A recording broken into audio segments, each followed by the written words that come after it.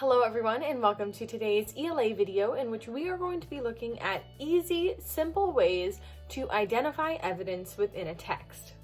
So first things first, what is textual evidence? Evidence is gathered from an original source or a text and it supports an argument or an idea.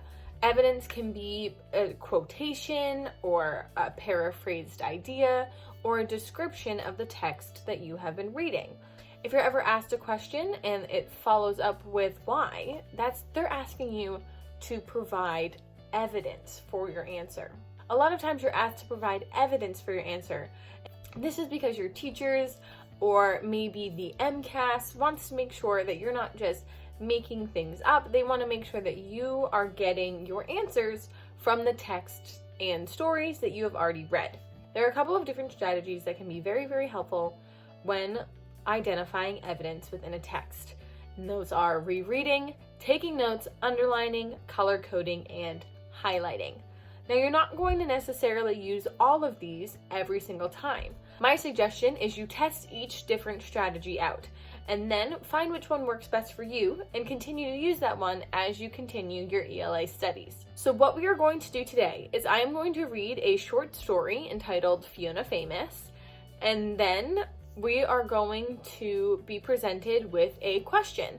This question is a very broad question that could very possibly pop up on a test or maybe the MCAS. We're then going to apply these strategies that we have learned to this short story. Let's first do a brief description of what each of these strategies are. So rereading, that just means reading again. It's always super, super important that when you're going back and looking for evidence, you're actually rereading the story that you're going through. And that's why the setup of this video is the way it is. I'm going to read you the story and then we're going to find out the question and go back and reread and look for our answer. Another tactic is taking notes as you go through. Taking notes can involve jotting down different keywords or main ideas on the actual text, and that allows you, when you're answering your question, to go back and see those ideas that you made and how they connect to the ideas right in the story. The next three are kind of connected. You have underlining, color coding, and highlighting. So underlining is pretty self-explanatory. You can simply go through and underline important words, phrases, or sentences within a text.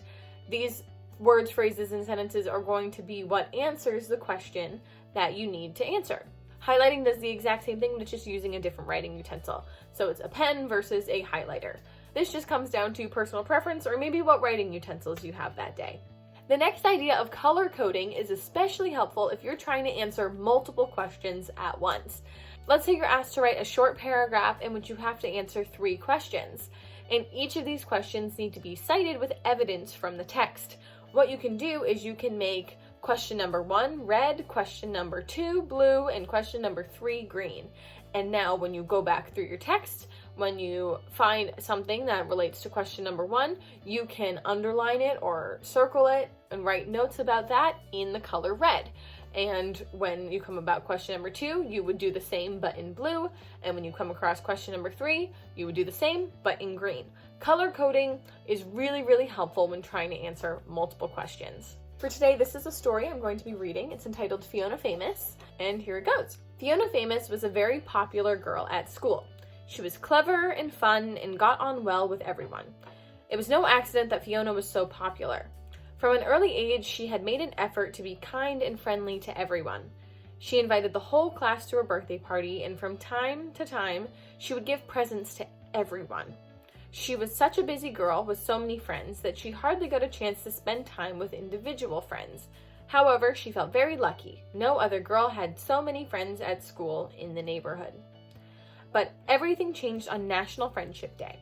On that day at school, everyone was having a great time, drawing, painting, giving gifts. That day in class, everyone had to make 3 presents to give their 3 best friends. Fiona enjoyed the task of choosing 3 from amongst all the dozens of her friends. However, when all the presents had been made and shared out among classmates, Fiona was the only one who had not received a present. She felt terrible and spent hours crying.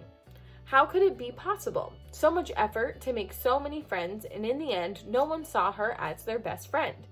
Everyone came and tried to console her for a while, but each one only stayed for a short time before leaving.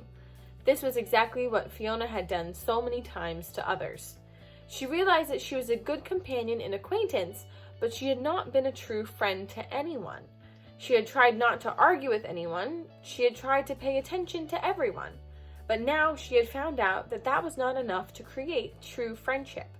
When she got home that night, she created quite a puddle with her tears, and Fiona asked her mother where she could find true friends. The story of Fiona Famous continues, but for the sake of time, we're just going to look at this beginning half. So that is the story of Fiona Famous, and now we are going to go through this story, and using the various strategies that we discussed before, we are going to try to look for evidence of various character traits of the main character, Fiona. So here I have my copy of Fiona Famous, and we are going to start by rereading it. So for the first paragraph, we're going to be rereading and taking notes. So, Fiona Famous was a very popular girl at school. She was clever and fun and got on well with everyone. It was no accident that Fiona was so popular. From an early age, she had made an effort to be kind and friendly to everyone. So, that's a really good character trait. This part of the story makes me think that something about Fiona is that she works hard to make friends. I'm going to write that as a little note to myself in the margin and draw an arrow to where in the story that takes place. This way, later on, when I'm going back through and I'm trying to figure out what my answer is, I see this note and I see where in the text I got my answer. Let's keep going. She invited the whole class to her birthday party, and from time to time she would give presents to everyone. She was such a busy girl with so many friends that she hardly got a chance to spend time with individual friends. However, she felt very lucky. No other girl had so many friends at school and in the neighborhood. So what else does that say? So she was very busy. She hardly got a chance to spend time with individual friends. We know that Fiona is busy.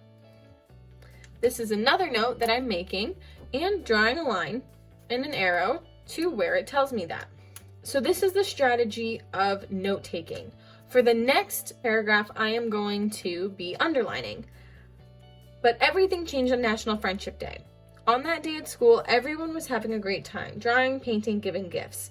That day in class, everyone had to make 3 presents to give to their best friends. Fiona enjoyed the task of choosing 3 from amongst all the dozens of her friends. However, when all the presents had been made and shared out among classmates, Fiona was the only one who had not received a present. She felt terrible and spent hours crying. So I'm going to go in and underline this sentence. She felt terrible and spent hours crying. That tells me that Fiona is emotional. She has a lot of feelings about her friends and how other people view her, and that could be a very good point to make when answering this question. We're going to underline this sentence so that later on I can see that idea come across in the text itself, and maybe I can even quote this sentence to help me make my point. How could it be possible? So much effort to make so many friends, but in the end, no one saw her as their best friend. Everyone came and tried to console her for a while, but each one only stayed for a short time before leaving. This was exactly what Fiona had done so many times to others. I'm also going to underline this sentence because it gives us insight into some of the actions that Fiona does, which is great when answering a question like this one. Like I said earlier, the only real difference between underlining and highlighting is which utensil you're using. So I'm going to trade in my pen and start using this highlighter. She realized that she was a good companion and acquaintance, but she had not been a true friend to anyone. So that's a very helpful statement there. She was a good companion and acquaintance. That tells us a lot about Fiona's character. If she's a good companion and acquaintance, then she's nice, she's helpful, but she had not been a true friend to anyone. She's not that committed and loyal to many people. These are all traits we can use when answering the question, and now we have evidence from the text to help with our answer. She had tried not to argue with anyone. She had tried to pay attention to everyone. But now she had found out that was not enough to create true friendship. When she got home that night, she created quite a puddle with her tears, and Fiona asked her mother why she couldn't find true friends. I'm also going to highlight that she had tried not to argue with anyone, and she had tried to pay attention to everyone. Because again, those show that Fiona is very caring, which are great character traits. Because I'm only answering one question, I'm comfortable only using one color. But like I said earlier, maybe you have to answer multiple questions for your teacher. You may want to use a couple different color highlighters, and that way you can easily see which questions correspond to which parts of the text. And that is a brief rundown on how to identify textual evidence for Fiona Famous.